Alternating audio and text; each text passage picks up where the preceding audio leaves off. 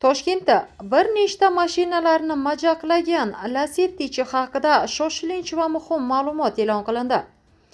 Avvalroq Toshkent shahrining Chilonzor tumanida Lacetti haydovchisi narkotik modda iste'mol qilgan va shuni ta'sirida yo'l transport hodisasi sodir qilgani haqida xabar berilgandi.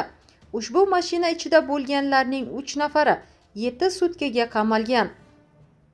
Kalampir.uz sud hujjati bilan tanishdi. Sud materiallariga ko'ra, sudlanuvchilar 18 aprel kuni S ismli shaxsning uyida o'tkazilgan mehmondorchilikda tanishgan. Shu kuni kechasi o'sha yerda tunab qolishgan. Ertasi kuni ertalab S'ning sog'ligi yomonlashgani uchun o'rtog'i avtomashinada ko'pchilik bo'lib, avtomashinani esa S ismli shaxs boshqargan. Ular mashinada davlat raqam belgisiz harakatlanib ketayotgani sababli 19 aprel kuni soat 7:30 da Chilonzor tumanining Tixiy va Chorbog' ko'chalari kesishgan chorrahada xizmat olib borayotgan yo'l patrul xizmati inspektori Lacetti'ga to'xtash ishorasini bergan.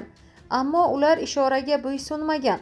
Avtomobilni haydayotgan S ularning ogohlantirishlariga qaramasdan avtomashinani katta tezlikda boshqarib, boshqa transport vositalariga ham urilgan.